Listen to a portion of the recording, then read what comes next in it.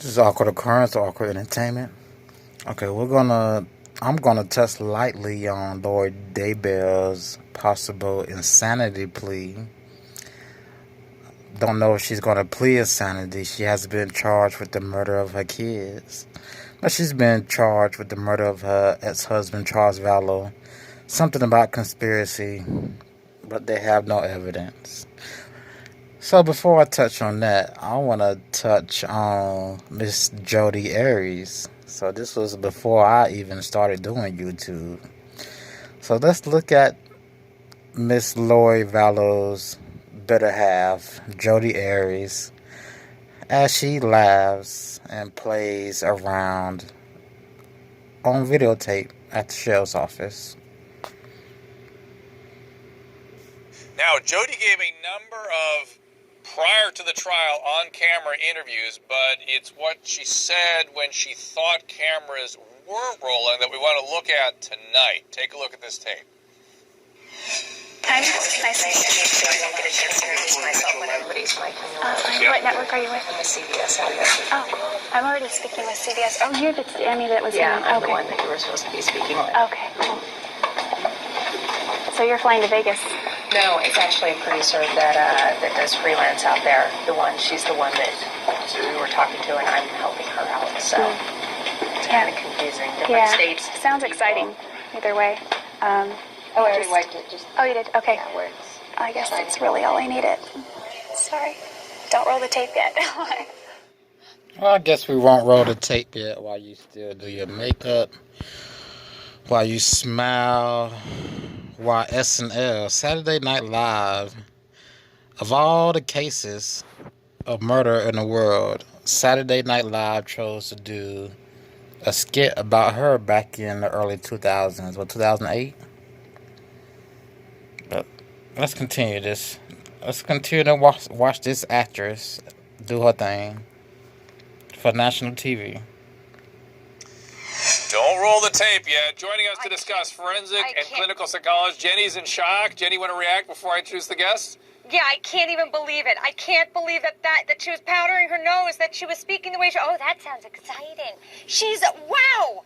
It's like narcissism to a whole other level, Well... Is she deranged? What is that? Well, she's all of those things, my dear. To discuss Cheryl Arrett, she's here with me. Also psychologist Robbie Ludwig, author of Till Death Do Us Part.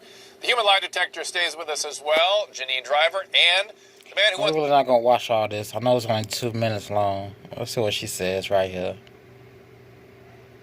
She's like, what is she, the reporter now? And it's very interesting. One of the skills I teach at the Body Language Institute, to sell someone if you're in the business. Yeah, you suck at body language, lady.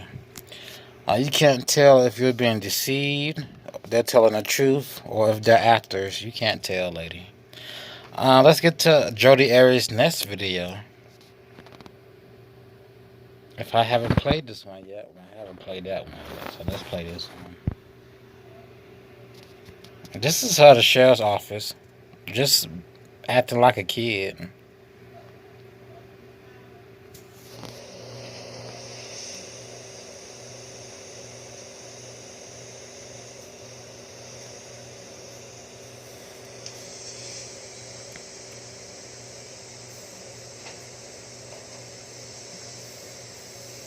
Playing with her hair, looking at the camera. Moving around for the camera. Let me do a handstand for the camera. I guess she took her shoes off, her sandals.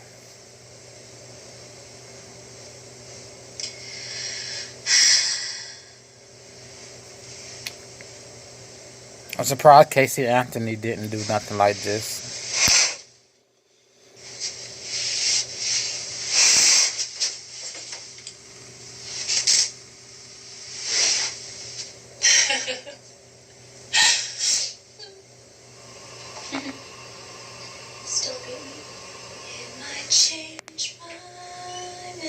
Just leave him in there to be bored for hours. Right.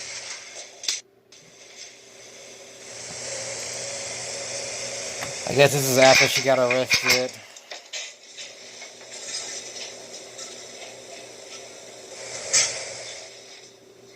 That's before, once again.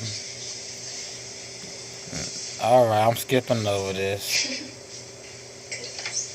Regarding that shot on Barney. So I just used to joke about that. Is she talking to herself? So I just used to joke about that. Body language. I don't know. Have a strange rewind on this. Get your crotch out the air. No one wants to see your crotch. I don't know how many pornos you did. Let's continue. Now, how many videos about her? Okay, she lucky because that's the only two on the show right now. She lucky B. Anyway, let's get on to the main video I wanted to show about this. Is this it? Well, this is it, and this is not it, but let's play it. This is going to be about Lori Vallow possible insanity plea. It's going to be a short clip from Court TV. What do you think was going on? I know it's after she met Chad, but what was it? Like, how do we explain this complete change from being a loving mother, someone who the grandparents entrusted JJ with, to someone who's accused of doing what she did? She went off the deep end. I mean, to me, mental illness is going to be all over this defense. If I were her defense attorney, I would be bringing it up subtly throughout. She was brainwashed by Chad Daybell, Alex. She was brainwashed. That's going to be her defense. She was brainwashed. Let's continue. There's something else I heard in this. Brainwash. Was also involved, but she didn't kill anybody. She didn't even know what was going on. She just trusted him that they were zombies and they were everything was being taken care of. She went from loving mother to devout follower of this nutbag Daybell, and she was brainwashed. That's what I would. It's going to be all over this trial. I believe after 5 marriages, she had 5 marriages, right? There's no way to be brainwashed after 5 marriages. Like, you were brainwashed by that. I can understand being brainwashed by the TV and the people on the TV, because you're supposed to trust the people on TV in suits and whatnot, and people who wear masks and doctor outfits. You're supposed to trust them. But I don't get how you can be brainwashed by some guy who has near-death experiences and talks about the end of the world. And he's with Avow. He was with Avow. And Avow has the belief of New World Order. The United Nations are trying to take over the world. Which George W. Bush stated in the 1980s. George W. Bush Sr. stated, we're working towards a New World Order. The United Nations is full of many different nations. Over 100 different nations. And not every nation is all daisies and green grass. There's a lot of corruption going on. A lot of wickedness going on. So it's not too far-fetched what Avow believes. Even though I believe Avow is a proxy group. Not even a proxy group. A little propaganda group. A paid-for government group is what I believe Avow is. Control opposition is what Avow is. I guarantee it. She's going to turn on Chad and her brother Alex, and her mental illness will have to be evaluated by jurors. Not is this a... So he believes she's going to turn on Chad, and Alex Cox is dead. She's just going to turn on Chad and say he was the mastermind. He manipulated me at 50-something years old. Now, she was in her 50s when she met this man, right? I mean, come on. Mental illness. Had already been with LDS, believing in Christ. Come on, yeah. Even though LDS and Mormons are offshoot of Christianity. But how does it play into her culpability? It's going to be part of this, guaranteed. Janley, she had a medical exam, didn't she, back in 2019? She did. January 31st, 2019, it was an involuntary medical exam that was requested by her then-husband, Charles Vallow. We saw body cam of him talking about she's gone off the deep end. Well, this mental exam was that same day. Vinny, she passed with flying colors. They didn't commit her. And so the question now is how maybe that would be used against her or even for her in a trial. Of course, the prosecution can attempt to use it, especially if the defense opens the door of mental issues on behalf of Lori Vallow. Of course, defense would have many objections, including hearsay, but it definitely is relevant to the psychologist that the defense or the expert the defense would bring in to attack that mental element. It may even be in her favor to show, look, she had a history of some of these issues, and so therefore she wasn't in her right mind for this crime. Fascinating. And Ashley, I know at the top of the next hour, we're going to take a look at some of the other cases involving that mental element, insanity pleas, to give folks a little bit of perspective and historical perspective on the issue. So we'll talk about that. All right, I'm going to talk about that mental element right now, very quickly. So this is a spiritual and past life regression workshop. Some of the same things Miss Vallow believed in and her beliefs.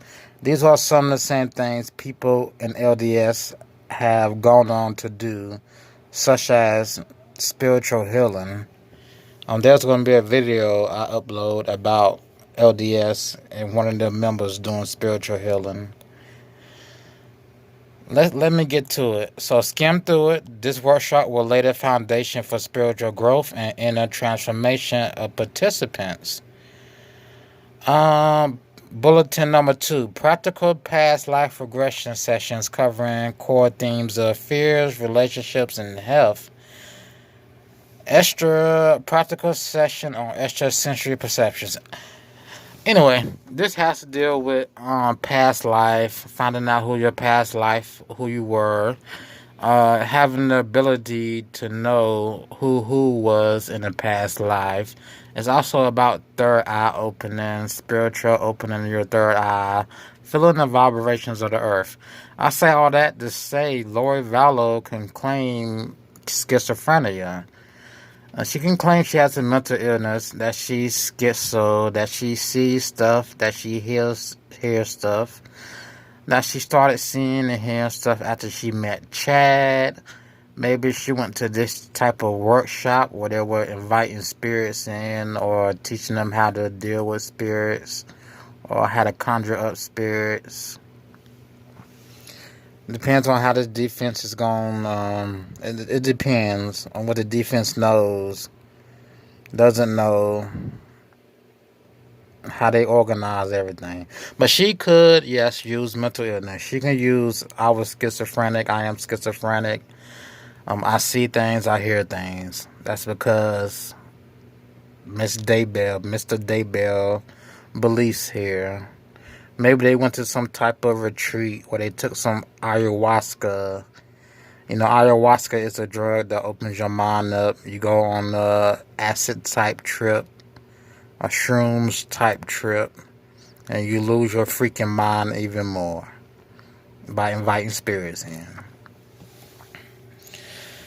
Alright, do I want to touch on anything else? Chad Daybell was associated with Avow.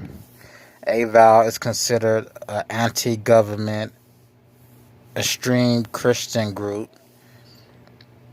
I don't see how you can be anti-government. If you think the government is corrupt and you say the government is corrupt, you're considered anti-government. Right.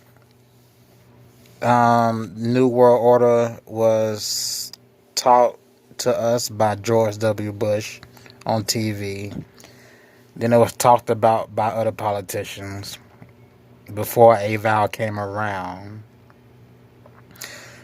Once again, United Nations is comprised of a bunch of different nations, made up of a bunch of different nations. Y'all know the whole bit. We know the whole bit. Also, Jesus saves. Jesus loves you, but Jesus will send you to hell. I just had to end it with that.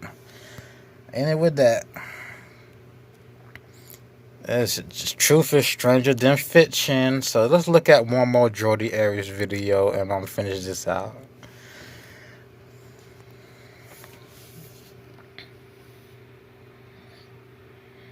I still can't find that video.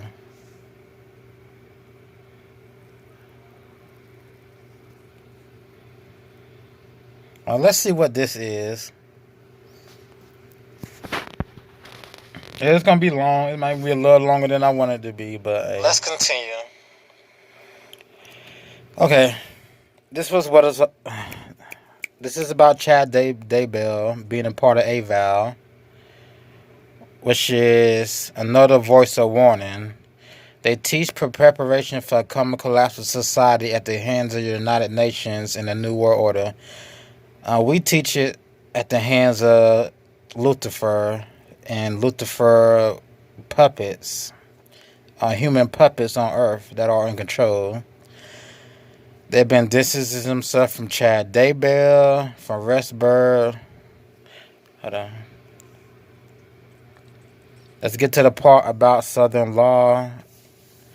Now, who is Southern law to tell us what's extreme and what's not?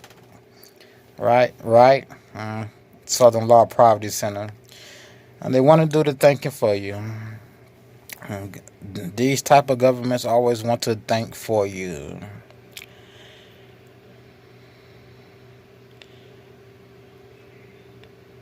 Chad Daybell. Well, if you look it up, you will see it. Let me get to something else.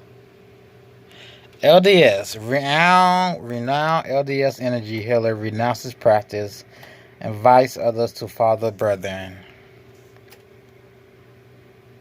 Bush Sr. told us about the New World Order in the 80s right on TV. And you got the United Nations. That's the compromise. I already said that. I was going to upload this as a separate video. Anyway, this lady was with LDS, the Mormon group. She then went on to do spiritual healing. Like I said. Her name is, you see her name, Amy Bedfield. So she went on to do something like this. Then she stopped doing it. I don't know why. It really doesn't say why she stopped. Because I guess it got in the way of her true beliefs. She's back in LDS. She's back with the Mormons, I guess. So this is just to show that not only Lori Vallow and Chad Daybell or Miss Vallow can go off course and get into other strange stuff. You know, other members of LDS have gone astray. And they're already astray. If you're Mormon, you're already led astray. And this Avow group, oh my gosh, like that's their control opposition. Avow, that's what you're going to try to use to keep people brainwashed. Like Lori said, if Lori's defense is she's brainwashed, that should be everybody's defense as to why their IQ is lower than 15. I'm just saying. Let me stop rambling here, people. Let me stop rambling.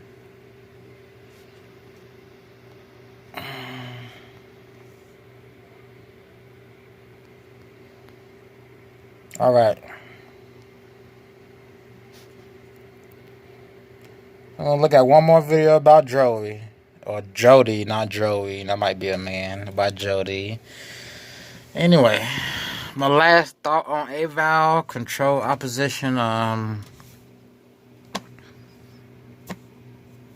Hey, everybody knows the truth. Whatever. Even if they know the truth, no one trusts government. No one trusts government. For whatever reason, they don't trust government. No one trusts government in the first place. And 2020 has given people more reasons not to trust government. Let's finish this out. Avow. It's a rarely seen interview with Jodi Arias surfacing as the jury gets ready to consider a possible death sentence. It was filmed just after her 2008 arrest, and it's a very different side of the woman we saw in court. ABC's Ryan Owens has that story for us. Bring in the makeup artist. Right. But you a prisoner. How the hell you get a makeup artist? Jodi Arias remains on suicide watch in this Arizona jail, waiting for a jury to decide as soon as this week if she lives or dies. This morning, a new and very different look at the convicted killer. I guess I've seen better days, but that'll have to do. ABC's 2020 shot this interview with the notoriously vain femme fatale just after she was arrested in the summer of 2008, just after she flashed this smile in her mugshot. Jodi Arias as smug and confident as ever. All of the evidence to me is very compelling, but none of it proves that I committed a murder. We now know her confidence was sadly misplaced. First-degree murder, guilty. Last week, an Arizona jury found her guilty of the premeditated murder of her ex-boyfriend Travis Alexander, who back then she spoke of in glowing terms. Travis was well loved and known by a lot of people, and, he's missed by everyone, including myself. Arias now insists Alexander abused her, and she was forced to shoot and repeatedly stab him in self-defense. But back in 2008, she was still insisting she knew nothing about what happened to her ex. One day I will have to answer for all of the things that I've done.